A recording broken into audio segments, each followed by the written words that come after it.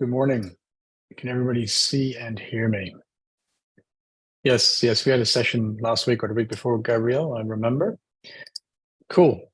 Starting setting it up, but you didn't complete. Maintenance, business, all right. Art, business, nice. A lot of variety today.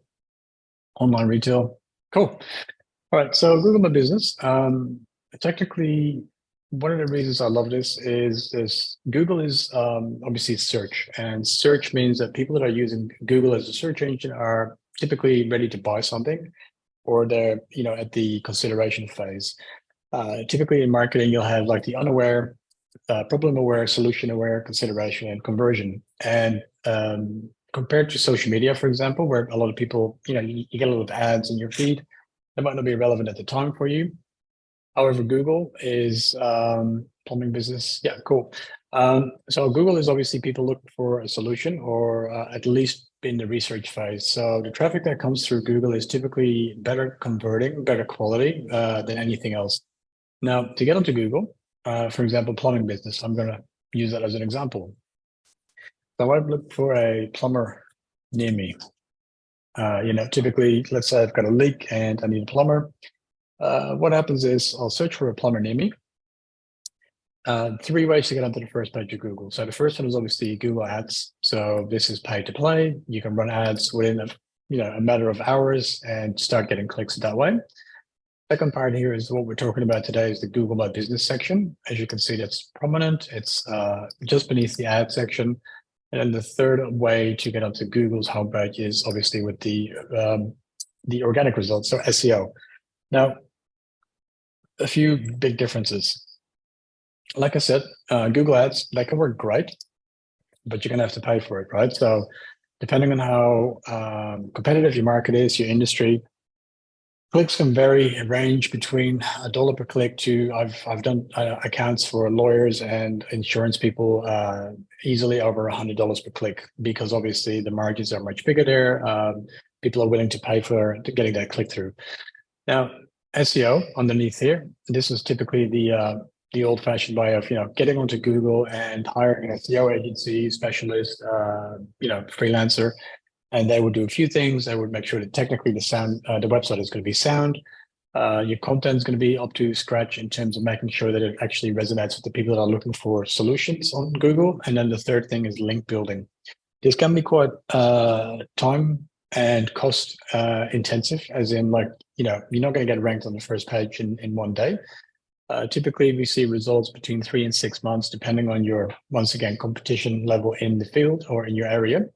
But yeah, one thing I will say about SEO is once you're there, you're established, a lot of good traffic comes through there. And whilst it takes a while for you to get there, it also takes a while for you to drop back down to page 2 or 3, even if you're not doing much SEO anymore, simply because essentially you're just competing against the other people that are trying to get to that first page, and they're all paying similar pricing around SEO. So what I would say, Google My Business, because it's so prominent, right? So Google is obviously favorited above the organic results, which means they're really pushing this product, as in they want people to use this. And you can see here that some of the things that really make it stand out. And even if you look on your mobile device, it'll look different again, but it'll stand out because you got your star ratings. It's got call to action buttons. You've got a map. You got a review there, some opening hours, phone numbers. So a lot of information is to be seen at a first glance. So typically, we estimate that about 10% of people will click on the ads, considering that Google is $1 trillion company and 95% of their revenue comes from these ads. You can imagine how many people actually use Google, right? Then typically SEO and business, depending on the search query. So if I would search for a plumber near me, or if it's a plumber pricing maybe, you'll see that pricing is a different search query. So this might be somebody who's looking, okay, how much does an average plumbing job cost me? And you can see there's no business results here. So the caveat with Google My Business is this is typically really looking for people at this stage in their location to try to get those services or products. All right, does it make sense how the three options to get onto Google, and sort of how they differ and what the pros and cons are from each one of these? The biggest thing that attracts people to Google My Business is it's free. Yeah, everybody can set up an account, and I'll jump into one of the accounts that I manage for one of my clients. So if you jump into Google, there's a few ways to get here. First, if you click on your little grid icon there on the top, there's an option to get your business profile launched. Typically, you can actually move this around. So this might actually be a little bit further down the page for you. But yeah, that's one way to get to your Google My Business profile. Now, if for some reason you don't have that link sitting there, another thing you can simply do is to search for Google My Business. That'll come up with your, if you're logged into your Google account on the top and right-hand side, make sure you log into the right account. You should start seeing the profiles that you manage, right, that you're an admin to. You can also search for Google Business Profile, which is basically the new branding. This is the same thing. So Google Business Profile will still show you exactly which one of these profiles you can have access to. Now, I'm going to use one of my clients that I always use as an example because he's got some good data. And this is a tile cleaning company here in Perth. So this is a one-man band. He basically, a job will be anywhere between 2 and 4 hours for him. So he wants to have 1 or 2 jobs a day. And typically he's booked out probably 4 to 6 weeks in advance all year round, purely based on his Google Business Profile. Now, there's a few reasons for that. So if I search for tile cleaning Perth, which is, or tile cleaner Perth, these are sort of his main keywords. And you can see he is number 1. And that has nothing to do with me being logged in at this stage. He typically is number 1 around the metro area as well. And we've done some optimization for him, obviously, to get him there because there's quite a few competitors out there. But funny story. So this client came to me probably 10 years ago now, and he wanted to get some more leads. He wasn't getting any calls, and we started up with the traditional SEO work, and we done some ads for him. We done some social media for him, and then probably about 5 years ago, we sort of went like, look, Google is really placing emphasis on this Google My Business product that they have, and I think we should really get in there before anyone else does. So we did. So we got in there. We started optimizing. We started doing what we needed to do. And I'll show you some of these results that he's getting right now. So if I jump into the profile manager, quick manage profile. So typically, if you have a single account, this is what you'll see. And only you can see this, right? So anybody who's not logged into your Google account can't see this. So don't worry that it's on the first page because, yeah, no one else can see this. So first thing that's important is obviously understanding your statistics or your stats. So underneath your business on Google, there's a link with a little eyeball, and it says, in this case, 2,500 views in this period of time. So we would look at, in this case, a 6-month snapshot, and we could say the last 6 months, what's been happening. So you can see here, 767 business profile interactions. And once you log into your own account, make sure that you just click on the little information buttons because this will explain exactly what all these things mean, all these metrics. But you can see here that out of 13,233 people who saw the profile come up on their search page, simply because Google actually triggered that profile to be shown for their search query, out of 13,233 people, 767 people actually took action, which means they clicked on the actual profile, they looked at it, they engaged with it, they might have made a phone call, sent an email, went to the website, made a booking, opened up a chat. There's a few ways that people can actually interact with a profile. So you can, sort of say that I think that's about 5% of people that have seen the profile actually engage with it. Now, a couple of little breakdowns here. You'll see, for example, how many people were using a mobile device or a desktop. Those are probably the most interesting stats here. 60% on mobile, 40% on desktop, which is traditionally sort of a 50-50 split. But in the last couple of years, typically we would see anywhere from 85 and 90% up mobile, and then a small amount of people actually on desktop. It will depend on your business and your clients. If it's, for example, somebody who works in an office and they need to place an order, they'll typically be on a laptop device during work hours. But if it's someone else, like just a customer, like for B2C, this might be somebody who's on the go. They might have their laptop, their phone out, which we're all married to our phone these days, unfortunately. But make sure that your website, as a side note, is fully mobile optimized, because a lot of people will actually leave if the site is not easily accessible or navigational when it comes to mobile devices. So you can kind of see like, okay, how many people in the industry that I'm working in, my potential clients are using these devices. Okay, so before I move on to all the other ones up here, I'm going to look at a few things down here, which is important. This is your searches breakdown. So your searches breakdown is essentially the keywords that people have used that Google then triggered the profile view for. So, you can see here, grout cleaning, tile cleaning, Perth, tile and grout cleaning in Perth. These are typically the keywords that when people search for that, the profile gets shown. And this gives us some insights and data, right? So years ago, Google Analytics would show you exactly what keywords people are looking for, what they're using, and how to find your website or the pages within your website. Unfortunately, Google took that away years ago. And then us marketers had to sort of, figure out, oh, we can't see what keywords we need to optimize for anymore. We need to be a little bit smarter now. So there are still some sources like Google My Business that show you these keywords. And what I would suggest is, first and foremost, treat your Google business profile as a mini website, a single page website, because essentially the ranking algorithm works the same for that profile as it would do for any page on the internet. So they still use the same search algorithm.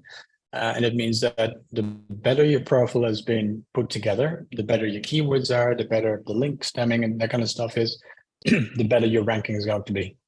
So, and by the way, like I said, if there's any questions at any given time, feel free to put them in the chat. I do talk a lot, so I hope you're still with me. So this is important information, because what you can glean from this is say, hey, I'm actually my profile is getting shown for a specific keyword here, like bathroom cleaners Perth. Now, he doesn't specifically clean bathrooms. However, what he could do is on his website, he can create a page, bathroom cleaning service Perth, for example, on his normal website. And even though that wouldn't be part of his profile, we know that people are searching for this, and Google would most likely start showing that page up in the rankings quite high as well, because they know that the affinity between the website and the business profile is there, and they know that it's connected. So learn from the information that you can find in here.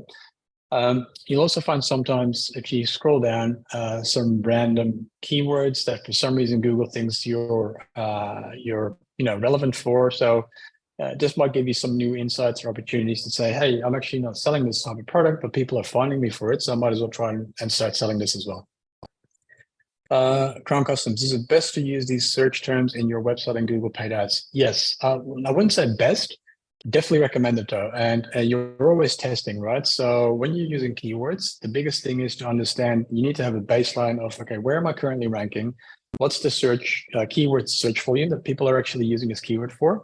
What's the user intent? So there's no reason of, you don't want to start ranking for keywords that are not going to drive any sales. So really try to figure out a little bit about what can we do with this information, and then build out a new page, or even enrich an existing page to add some more of these keywords.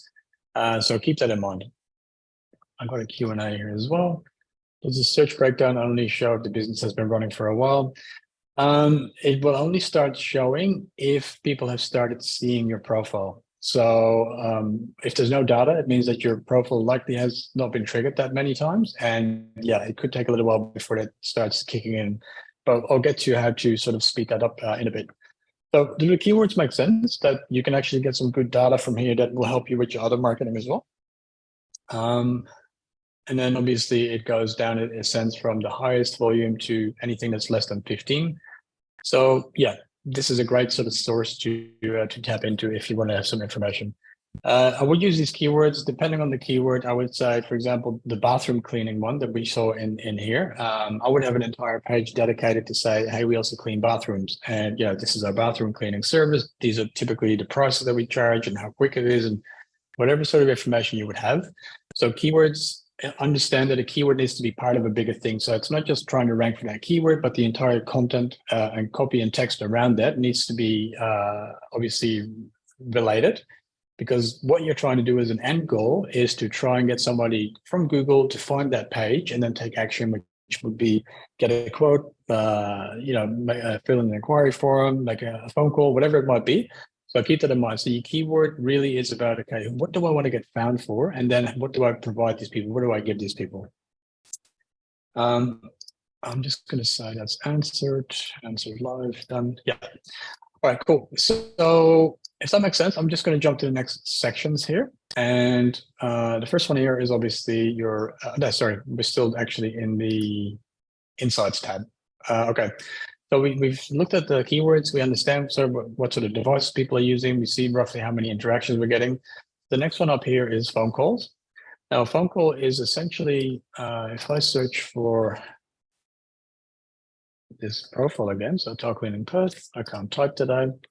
Okay, so let's say somebody finds this profile. Like I said, it's a mini website. It's a one-page website. Now you don't have to have a website and you don't have to have anything. You can literally just have a Google Business profile. That's all you would need to get found. Okay, so you can see here there's a few call to action buttons underneath the title. So you have a website, which obviously when I click on it, it'll go to the client's website. Save bookmarks this. Call means that if I click on this on my device, my mobile device, it'll start a phone call. Sometimes you'll have more options here depending on if you enable your messages or your chat, for example. So you can say get quotes and message, and that's something that you'll see in a mobile device. So the layout on your desktop will be different than the one on your mobile device. So keep that in mind. But if we're going to go back to these stats here, so the calls essentially are attributed. So you can see he gets roughly about probably about one phone call every working day. And that's basically somebody who's gone through Google profile and clicked on call. So we know that this is somebody who's interested in the service. They found the profile, they looked at it, and they figured, okay, I'm going to make a quick call because I want to get a quote. So all the calls in here are getting attributed to these stats here. So you can see if you just get a free phone call a day of somebody who wants to buy your service, you can imagine that, obviously there's a conversion rate there. Not everybody buys because of maybe pricing, distance, timing, whatever it might be. But imagine just getting at least one single phone call every single day of a person trying to buy your service for free. So this is why I think Google Business is amazing. Now, keeping that in mind, if I go to the website, also side note, I did not build this website. This website's been around longer than I've been working with him, but it works and it's converting and it's ranking really well. So we're not touching it. If we start changing this up and making it look pretty, chances are it's going to drop in rankings. So the main thing for us is that he wants to get calls and leads. So this works, we're not touching it. So if people would click through the profile onto his website, they haven't made a call yet, but if they would click on this button here now, which is basically another, place a phone call, that does not get included in the stats that we just looked at here. So any calls that come directly from the website are on top of what he's already getting from his profile. Does that make sense? How the reporting is purely from the profile base, but anything that's attributed afterwards through the website is basically icing on the cake. So you can imagine if I would go to website clicks here, you can see he gets about 100, 125 roughly of people clicking through to his website from his profile. So you can imagine if, let's say he gets 100 people that click to his website from his profile, and then maybe 30, 40% might still make a phone call. So you can imagine on top of the, 100, so let's say on top of the one phone call a day, he already gets from the profile purely. He also gets probably an additional one or two. Sorry, is my screen still sharing? I just got a notification that said that you guys could see my screen. I hope I'm not talking with a blank screen. You still see it. Cool. So yeah, you can imagine that, besides the free one daily phone call that he gets from the profile, he's also getting additional phone calls purely from his website after people have clicked on that. So that became 2 phone calls a day now. So you can imagine that, this is really good for business. And this is why he's booked out 4 to 6 weeks in advance, simply because he's just busy and he doesn't pay for any advertising. He pays me to maintain this, and that's about it. So great return on investment. All right, so we've got an option here for messages to have a look at as well. We haven't enabled messages for a while because he was busy and he basically couldn't be bothered responding to messages because, he's busy, as in he doesn't do digital. He's got a work diary that he just writes everything in manually.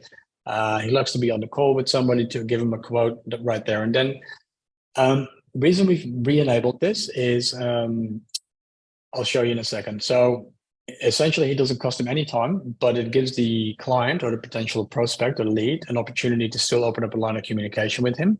And I'll get to that in a minute. So essentially what we're trying to do is make the most out of the profile. So understanding that sometimes people don't have, they're not in the, they might be in a meeting and they're sort of Googling, oh, I need to get my tiles cleaned in the weekend.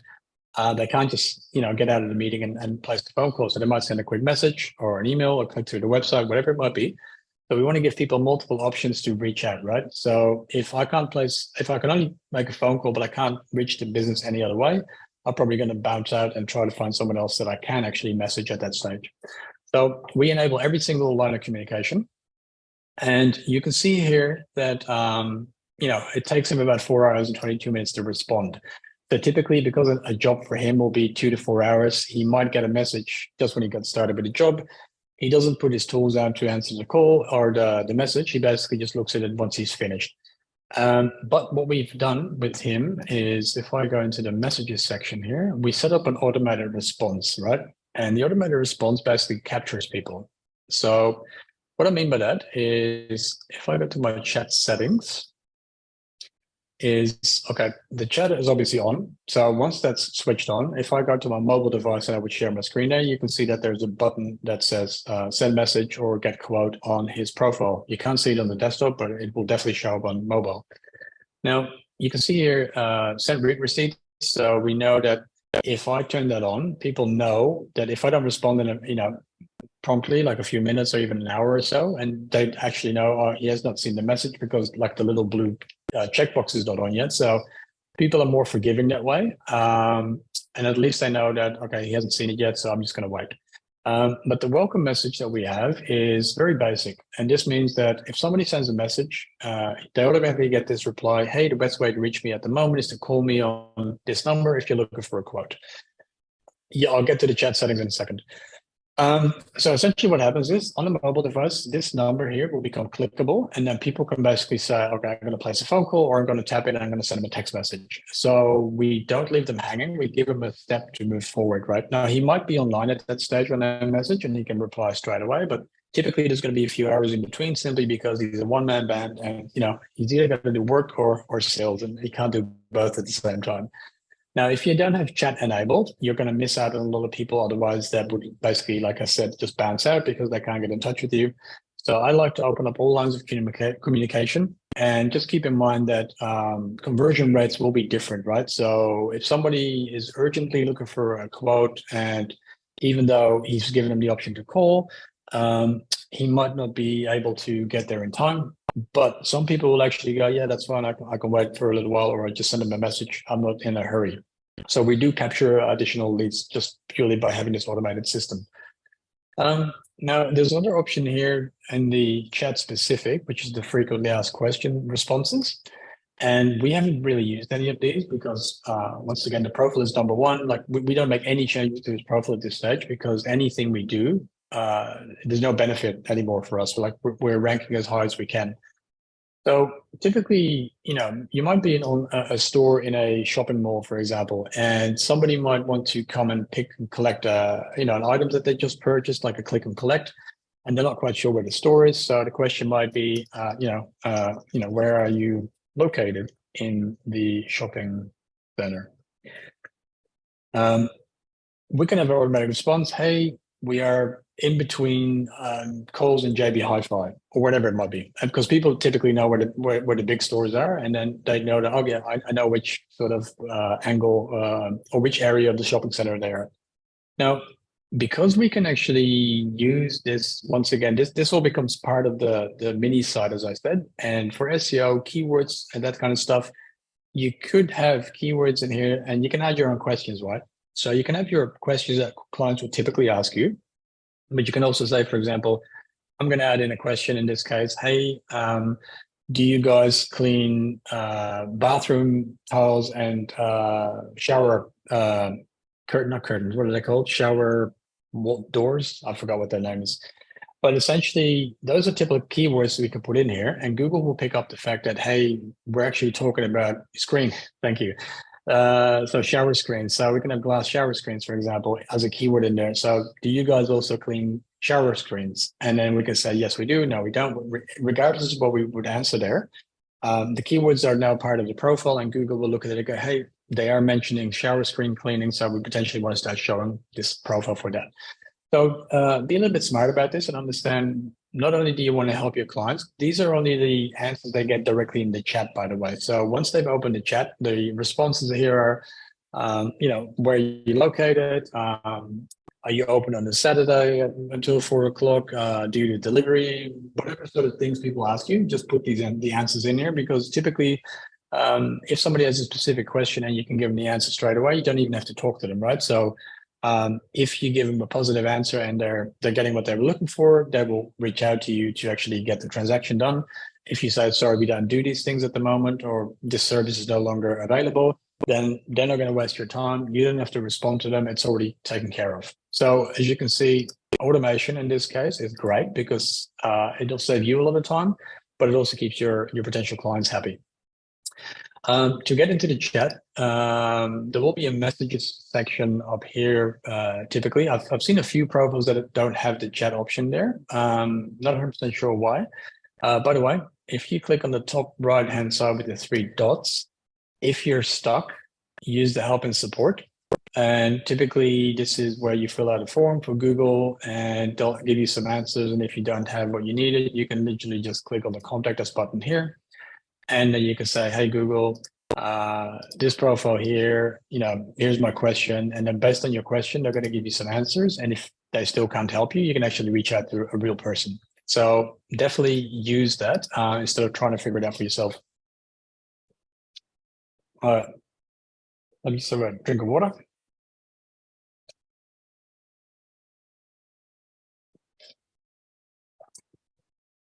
Okay. So if we go back into the stats here, and we obviously went through calls, messages. Now there's also bookings, and bookings is typically when somebody has to actually make an appointment. So, typically we see this with medical professionals, for example, therapists or whatever it might be. People can go onto the profile and make a booking, and they can, pick a time, potentially even pay for that booking. And then obviously that gets synchronized to your calendar. It works pretty well with like Squarespace and a few other sites out there. So bookings is when on your profile, there will be an extra link to say, make a booking or book an appointment. And when people click on that, they go directly to the booking page. All right, and then website clicks, obviously, we looked at. This is purely people clicking on the website or the website call to action link here, and they will visit your website that way. Yes, it will work. Like, if you have a business, you don't need anything else but a Google business profile. You need to have an address, and you can set up your Google business profile. So even if you have no social media, no website, no nothing, you can still have your profile. And as long as you have contact details there, you can just use that as your main sort of marketing channel, so to speak. Yes. Yep. Okay. Any questions on the statistics so far? Does this all make sense? How the numbers work and the information we're getting from that, and kind of understanding where clients are going? If so, I will jump on to the next section. Okay, so we got the performance section there. What we're going to go for, let me see, I'm going to jump into add a profile. Just on the keywords, where do you use this on your website? Just repeating those. No, so you don't just repeat keywords. Google is in the business of being relevant for their users, right? So if we use Google and they give us bad results, we're going to stop using Google eventually.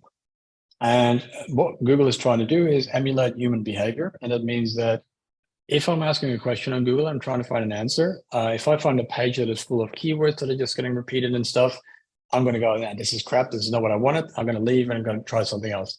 So Google is very much aware of the keyword stuffing that as we would call it in the industry. So make sure that your topic, your post, your article, your page is all about answering somebody's question. And yes, naturally, you will have the right keywords in there. There are some ways to sort of optimize and tweak it a little bit in terms of making sure that you're smart about it. And I'll show you here in the description, actually, what we would do, for example. I'll get to that one in a second, Sean. Okay, so obviously, we're location and service based. So we're in Perth and we do tile cleaning and grout cleaning. So you can see here in the description, the business name is actually Dirty Grout, but we are the Perth tile and grout cleaning specialist. So our keywords in here, Perth tile and grout cleaning, and Google knows that if somebody searches for grout cleaning in Perth or tile cleaning in Perth or Perth tile cleaning, it's a variation of the same keyword. So you don't have to have the specific keyword as long as it's relevant. So this is a good example. We used the keywords that we were to rank for twice. We didn't go overboard, but we still made it natural as well. And as you can read this all looks like perfectly normal when somebody would read this. So we have another one here, which is tile and grout cleaning. So we've sort of weaved that into the copy here as well. So Dirty Grout offers a full range of services to suit all your tile and grout cleaning needs, both residential and commercial. So as you can see, we have the keywords in it, the main keywords twice. If I want to use it any more than 2 times in this small amount of text, it's going to start looking unnatural. Google will pick that up and they're going to say, now you guys are just like trying to stuff keywords, try and get that ranking to try to get clicks, but it might not be relevant for our end user. So be smart about it. Does that make sense? How we would sort of weave those main keyword elements in? I had 2 offices there for 2 Google profiles being in travel. We shut down both offices and I'm working from home. Is there a way to merge? Yes, you can merge profiles. However, I would recommend if you do have 2 verified profiles, as long as the contact details are the same, like your locations are obviously different, but if the contact details are the same, chances are that profile A might be shown for certain keywords and profile B might be shown for different keywords. So whilst it's easier to manage a single profile, if you do have 2 profiles, I would literally just leave it as is because it gives you a little bit extra visibility across the board, unless there's a specific reason that you want to close that up. On your about page, you have current and then underneath not approved. So that makes sense. Okay. So yeah, you might have done too many bit of keyword stuff in there. So yeah, try not to do that. Okay, so I'll quickly get to the topic because I am conscious of the time. Business name. Now you can see the business name here is not Dirty Grout, even though that's his trade business name. We turn it into Tile and Grout Cleaning Perth, and it's a little bit cheeky, as in like one of the main things Google will look at is a title or a header of a page, and essentially this will be treated as the header of the page. You can see here the profile business name is that, and we obviously use the main keyword here, and the thing is we tried it 5 years ago and then Google approved it and we're like, great, let's leave it as is.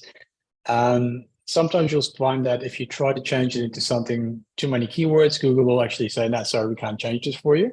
So be a little bit smart about this as well. Don't go overboard, like, once again with the keyword stuffing, but typically what I would recommend is use your main keywords at the front, and then you can potentially have like, Dirty Grout PTY, whatever your business name might be.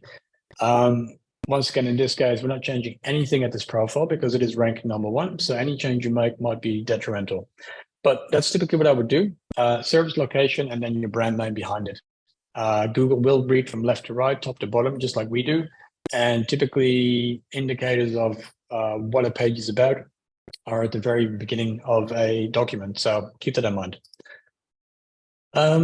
Business category. So business categories is something that I see a lot of people make mistakes with as well. And typically people try to have too many categories. And what it does is, unless you have a valid reason, like you might be a hotel that also has a bar or a restaurant or an events hall attached to it, most businesses will only have 1 or 2 categories. So you can see here that Google has requested us to update some of the information. And this is because they do keep changing sort of the rules a little bit. Once again, we're not changing anything. They're not forcing us, but they're highly suggestive as in that we need to change this. You can see here cleaning service. That used to be one of the broad categories they had.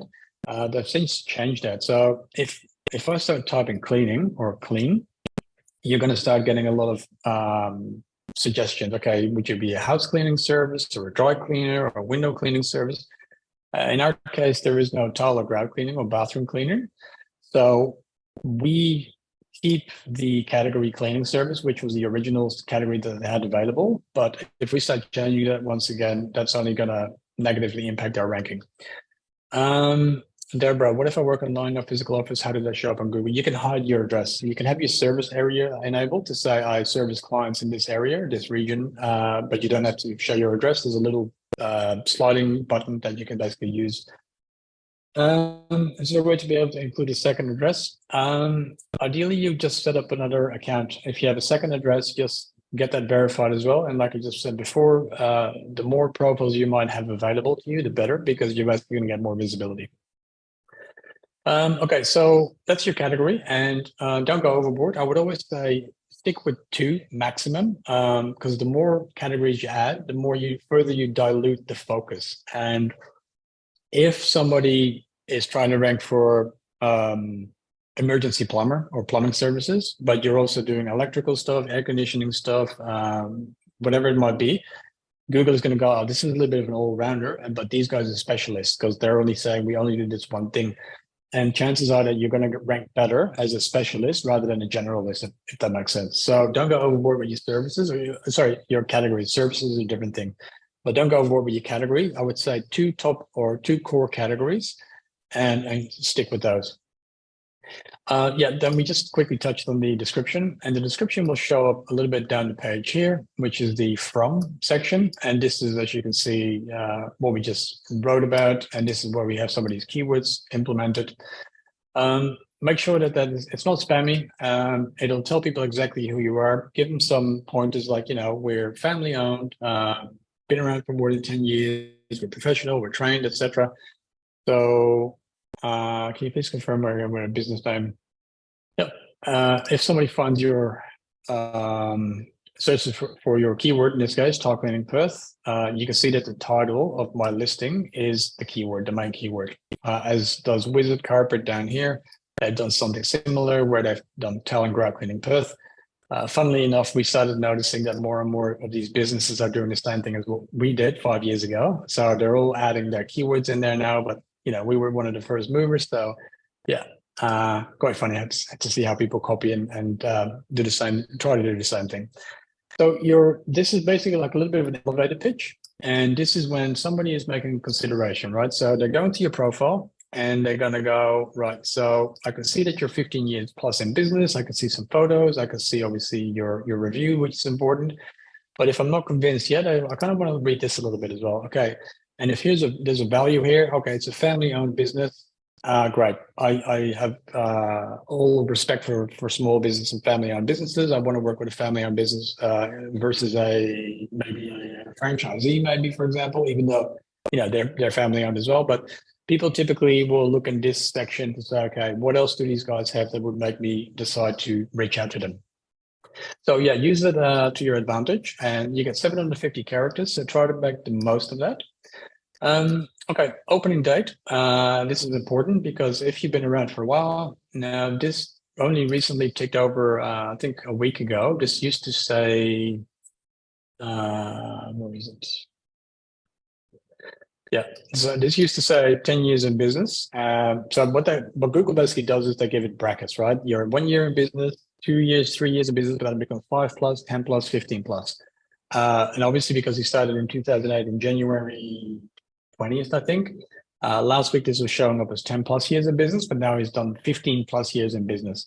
So as you can see, Google uses that information as an indicator of, hey, how long have these guys been around? Because it's a huge trust signal to say it's not just a flyby business, right? It's not some, yes, 750 characters include spaces.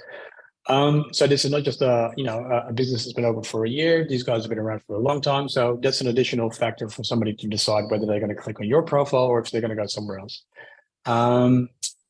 Okay. Now, funny thing, by the way, a lot of people ask me how important are reviews for ranking. As you can see here, we've got 26, simply because Scott never really asks for reviews, and every review we get is simply people that are, out of their own motivation, go online and leave a review. We got 26. The next guys down here have 234, but they're still number 2. So whilst reviews are important, keep in mind that there's multiple factors that come into play when people make a decision whether they want to work with you, but also in terms of ranking. And sometimes, unfortunately, what happens, I see some of these businesses that work with shady SEO operators or shady SEO companies locally here. I won't name any names, but a lot of these reviews are fake. And you can, if you're experienced, you can clearly tell which ones are real and which ones are fake. So Google also knows the fact that, people do abuse the system. So in terms of the keywords and all stuff that are part of your reviews, they don't really count that much towards your ranking. So keep that in mind, that reviews are important, but really consider that Google is trying to find businesses that have like real reviews, because essentially that's going to be a decision maker for somebody who's looking at the actual profile. So any questions on that so far? Like, are we all clear on how that would work and why you would use that? I think no questions is typically a good sign that everybody's still with me and everybody understands what I'm talking about. All right, phone number. One of the questions I get sometimes is, do I need to have a landline, a mobile number? Like, will people, treat it differently? Does Google know that I'm actually in this location? It's very easy for me to get a phone number in Sydney or Queensland, a local landline for $10 a month. And, Google knows this. Google knows that even though the number is in the state, it doesn't mean that the actual business is there. So what I would always say is just whatever phone you use the most for your business, use it as your main phone number, because at the end of the day, the most important thing is to be able to clients to get in touch with you. We've run some campaigns years ago for some clients, spending thousands of dollars in Google ads, and we had a landing page build and it was going really well. And the client was complaining after a couple of weeks, we're not getting any leads. Like, what's happening? Like, all these people are clicking, but we're not getting any sales. And we had to look, and turned out that the phone number they gave us for the outreach for the potential leads was a receptionist's phone, who was part-time and quite often busy doing other stuff besides sitting at her desk. So she only got like one or two of these calls that came through. So we then said, look, get a mobile device, put it in your pocket, have a dedicated phone number. Whoever is your salesperson needs to have this in their pocket 24/7. And all of a sudden, they were starting to get a heap of leads. So make sure that you're always available on the contact details that you give your clients. Super important. I see a lot of people make that mistake. Okay, and you can have, if you use one or two different phone numbers, that's fine. Just put in your primary and your secondary. Website, self-explanatory. Just put your website link in there. Short name is no longer relevant. Google doesn't use this anymore. We can delete this, but once again, we're not making any changes. Okay, location and areas. This is important. So the question I just got is, I don't want people to know where I live. And that, I hear that every week. So this little slide button here is very simple. Google still knows where you are because you obviously verified your address with them. However, you can just choose to say, look, I don't want to show my address simply because it's a home address. And then people say, well, how can people find me? So that's where the service area comes in. Service area is typically, what I would recommend is use the suburbs that you're actually directly servicing, but also use the major city that is, where these suburbs are part of. So in our case, it's Perth, but you could be in Sydney, you could be in Melbourne, wherever it is, Australia-wide. Use that main city that covers basically all the areas within the city, but to make sure that you also still have those other suburbs in there, simply because this just amplifies or reiterates to Google, yes, they service Perth, but mainly these areas within Perth.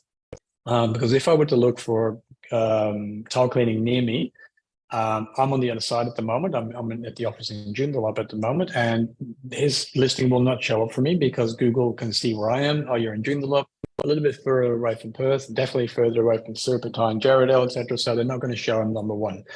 But yeah, this is typically why you would want to use that, and you can hide your address there. Opening hours, self-explanatory. Just make sure that these are consistently updated. So at least once a month, I would check in with your Google business profile, especially when you're a solopreneur or a one-man band. If you go on holidays, make sure you have that reflected in here so people don't Google, find your profile, and it says, hey, we're open till 5 o'clock today. They get in the car, they drive down to your place of business, and then, oh, sorry, we're closed for the next 2 weeks.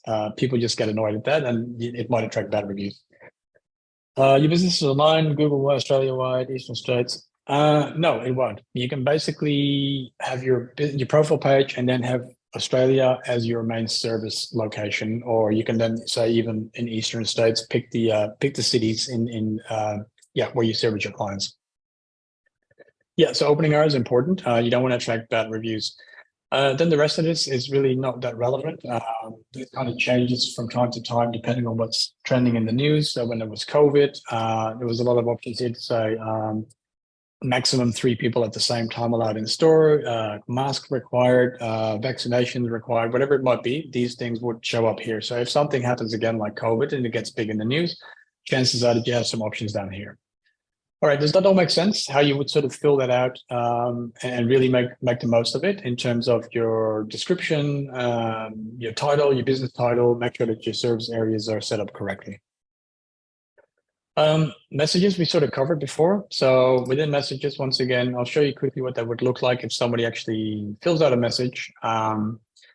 Now, typically, they used to have an app for this. Google did have an app for Google My Business. They've since removed that. And if you want to reply directly to messages on your app, you need to have the Google Maps application on your phone. That now lets you contact your people directly. But what happens if somebody fills out a message, you're still going to get an email to the email address that basically manages your Google Business profile, and it'll say something like this. So on the 27th last month, this gentleman requested a quote from the profile. They wanted to get cleaning and disinfection on the 31st in Belcata, and they would like to request a quote. Now, this is obviously very basic because they didn't fill out much information. However, they did give us their phone number. So Scott can go after work, can come home, look at these messages and go, oh, I'm going to give this guy a call because he's obviously looking for a quote. You can see here that, he had no spots available at the stage until the second week of January. If you want to book a call, once again, here's my phone number. And you'll find here that some people are more forthcoming in terms of what they want from a quote. So this person wants to do tile cleaning in the main corridor, family room and kitchen. Can you give me a quote? Here's my phone number. Here's my location. This is my date. So you can see that messages is a great way to capture information. Okay, and then your chat settings are the top 3 little buttons on the top. You can go to chat settings and then go through the stuff that we just talked about. Okay, the message will show on mobile devices next to the call to actions here. So you got the website button here, then you got a bookmark or a save button, a call button, and there will also be an option there. It says get quote, send message. Typically that will show up on mobile devices rather than the laptop that we're currently working from. So that's where your message shows up. Okay, quickly looking at these photos, performance, advertise. So if you click on advertise, Google is going to say, start your first Google Ads campaign. They're going to try to enroll you into their basic program, which is really a dumbed down version of the advertising platform that they have. And this is how to get new clients. So this is one of the reasons why they make this available for free, because a percentage of people that have a Google business profile will go, yeah, I want to start advertising on Google, and sort of roll into that way. Products. If you have products, then you can upload those to your mini page here as well, your profile. Now we did one a couple of years ago as a test to sort of see how this was sort of new and is this working for us? Now, obviously this doesn't work for him because every job is different in terms of size and that kind of stuff. And it means that, a product range, $200 really doesn't do much, but I don't want to delete it simply because once again, it's going to somehow impact the rankings. So we're just going to leave it as is. If you have products though, you can have online store products in here. So you can upload your entire store catalog in here. And what you can have is product photo, title, the category that you might have. So based on the categories that you would set up on your main profile, the product description, you get 1,000 characters for that. And then there's a button. So let's say we're going to make it a buy button. And then the link for the button would go directly to your ecom store's product page. So I might have a pair of shoes here. Somebody looks at it, hey, this looks great. I want to go buy these shoes.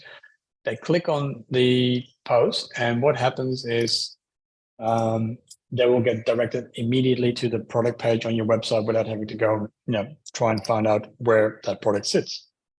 So products are really good. The other thing here is services. So you might say, okay, I've got more than one category, but what I would recommend is within the 2 top categories that you have, you can add as many services as you like. And this is where you can go, yeah, we do, we cut hair for male, females, kids, we do hair coloring, like whatever sort of services the hairdresser might have, you can add these underneath here. Google will take that into account when people are searching. And, this is an option for you to add some keywords in as well. So sometimes these get changed based on feedback. So if somebody in Google makes a recommendation to say, hey, actually this business no longer does this product, or they've done that, they're doing that product, whatever it might be, Google is going to give us a recommendation to make these changes. We can then go in before it gets published to say, yes, this is correct, or no, we're just going to leave it as is, because sometimes competitors will start trying to report your listing, and they'll start to try and muck it up. And even though Google gives you this option to say accept, always just manually review it. And if you're happy with the services in there, then you can just publish those. All right, bookings we talked about before. Then there's a Q&A section. Q&A is similar to the frequently asked questions that we saw in the chat. However, this is an option for you to answer questions that people might have directly and inject a little bit of SEO keywords as well. If I go to the profile, there are questions and answers here. There's a section. Now, in this case, it's not really a super relevant question because this is obviously specific to this user who asked this question. But what you can have here, you can have a question here to say, how long does it take for you to clean a 10 by 10 bathroom, whatever the size might be? And then we can answer the question, hey, to clean the tiles in or tile and grout in a bathroom that's 10 by 10, we typically will, it'll take us about 3 hours. It all becomes part of the mini website, as I said before. And because those keyword terms are now part of that, once again, it sort of optimizes and really gives Google an indication of, once again, this is the topic what we're talking about, and this is the keyword that we're basically want to be found for. So you can have multiple questions here. You can ask your own questions if you want to. It will show up as the business owner, which is fine, as long as you don't make it like spleasy or anything. Just typically use questions that people might ask you all the time. And not only will it help you with your content on the page, but it also helps people make a decision if they're not quite sure if they want to reach out to you. But if they then see in the frequently asked questions, yes, they're actually doing the thing that I want them to do, great, I'm going to now reach out to them. So fill that out as well. Okay, so last but not least, I'm just looking at the time, it's going really quick. There's another Q&A here. Too many frequently asked questions in Q&A. Look, anything that would actually be relevant, right? So if you typically only get 2 different types of questions from your clients, use 2. If you get 20 different ones, use 20. There's no really rule of thumb there. As long as the information that you're providing is useful and helpful, and not just there for the keyword, adding the keywords to your profile. So yeah, just take that into consideration that it needs to be helpful information. All right. Then updates and reviews. Okay. Updates. We talked about the products before, but there's a few other things you can do. So we can have a general update, and it's treated as a bit of a blog, right? A blog post. And an update could be, hey, we've got a new collection in store. Hey, we're moving. We've got a barbecue on this Saturday for all our clients, whatever it might be. You can have your photo, you can have a description here, and you can have a button there. So this becomes a call to action. So for example, if I use the call now button, it will automatically fill in the phone number on the profile itself. So in this case, we don't actually have any updates for him. But if you look at some of the previous ones, so a couple of years ago, we did one for COVID. HeyPlace was still open during the outbreak. This is when everybody was like panicking and nobody knew what was going on. This actually worked well for him because obviously everybody wanted to get sanitized and cleaned and, virus-free basically. But yeah, the call now button, if I would click on that, it would automatically start, in this case, a FaceTime, but on my mobile device, we just start a phone call with him. So I use this as a little bit as a blog where you can publish things. Now, if I change it to maybe learn more, you'll see that now I can actually add a link to a page that would like people to go and visit, etc. If you update this, what are you talking right now? Does it affect your position? Can you rephrase that? If you update this, what are you talking about right now? Does it affect your position? No, so if you mean the updates, they don't really affect negatively because we're just adding more information. So unless we're going to start talking about completely different stuff on there, like that's not relevant to our actual listing, then chances are that Google is going to take all that into account and sort of recalibrate and recalculate where we should be positioned. So make sure that you're always on point and it's always talking about your business. Yeah, don't just put posts out there like, oh, my thoughts about going vegan if like you're a clothing store or whatever. Like keep it relevant, keep it topical. Okay, discard changes. Now the other update option you have here is an offer. So you might have an offer that says, you can see here, 20% off in store or online. If you do a sale, a stock sale, or whatever it might be, you can put it in there, and that's going to show up as a post underneath here on your profile, and people can then say, "Hi, there's a sale. I want to actually learn more about that." You can have a voucher if your website or your store point of sale sort of has that embedded. You can have a voucher code. You can have a link to the voucher code, terms and conditions, etc. The last one here is an event. So you might, for example, have a workshop, or you might have a business gathering, or whatever you might be doing. Put that in here as well. Reason being that first and foremost, people can see, hey, this is interesting. I want to go and attend this. But also, if you search for Google events, things to do near me on the weekend, your listing that's in here will also be displayed on there. So it's always a good idea to just, once again, maximize this, but only if it's relevant. Keep that in mind. And then the last one here, ask for reviews. To get a review, quite straightforward. Back in the day, people used to say, can you give me a review after you've done the job? And then they would have to go to Google, find your business, go to Maps, click on your profile, go to the review section, click on add a review. So it was quite a bit of a hassle for somebody, specifically after a couple of weeks, they're not that excited more about their new tiles. So typically what I would say is this link here, and I'll show what that does. This is always the same. This will be attached to your profile. And if I use that link, it'll automatically go to the Maps listing. And not only that, it will pop up with the review screen, as you can see here. So one click lets people immediately leave their review, the star rating, that kind of stuff. An easy way to get more reviews, if that's what you would be looking for, is to have this link on any documentation like invoices, receipts, any feedback forms that you send after the job's just been completed. If you were happy with that job, we'd love to get your opinion or get a star rating on Google. And people, typically the closer they are still to when the job was completed, the more likely they are to actually take action. So if you show somebody up a few weeks later, they kind of go, oh, yeah, I'll leave you a review, and then nothing happens, right? So try to do that as soon as you can, but don't do it before you've actually completed the work, so to speak, because then people kind of go like, well, why should I give you a review if you haven't even done the job yet? So yeah, keep that in mind. All right, then that's basically the main section here. And I'm going to give you one quick last thing that you probably want to look at if you're interested in ranking. So there is a tool out there which is called brightlocal.com. I'll put that link in the chat. Where's the chat? That should go to everyone. Yeah, okay. Give me 1 second on that one, Lindsay. I'll answer that. So BrightLocal is a tool that's built for local SEO. Local SEO being all about your Google My Business to trying to get ranked better. They've got a tool which I think it's $39 a month. It's just about a month thing, which will give you an indication of, okay, where are you currently ranking, what number are you in, whether your competitors ranking for, what keywords, that kind of stuff. It has a great section here about how to learn local SEO, because we can only cover so much in this hour, but obviously there's a lot more moving parts to it. And this is all free to go into and learn. And, how does local SEO work and what are the things we should consider? So this is a great sort of starting point. Now, the main reason I use this for some of our clients is citations. Briefly mentioning this, citations are, for example, if I go to Yellow Pages, which is completely irrelevant for search these days, I hope you don't have a Yellow Pages account because it's not worth it.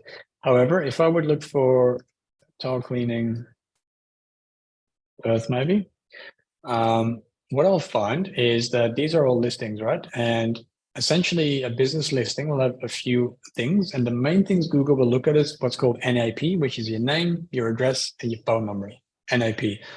And they'll look at the name, they'll look at the address. In this case, these guys don't seem to have an address in there. Let me find this one here. Okay, so we've got the name, then we got Harvey Bay, Queensland, postcode, and then a phone number. These are the things that should be the same across the board on your website, on your profile, because Google makes sure that they want to make sure all the information is up to date. Now, instead of going to find all these yellow pages, directories, like there's a gazillion of these out there, and then trying to get an account yourself and set it all up, Bright Local has an option here, which is a local citation. So this is a citation, this here, and they will build a citation for you for, I think, $2 or $3 per citation, which means that you give them one spreadsheet that says, here's all the information I want to get listed. Then they'll ask you which of these sites that I'm providing do you want to get listed on.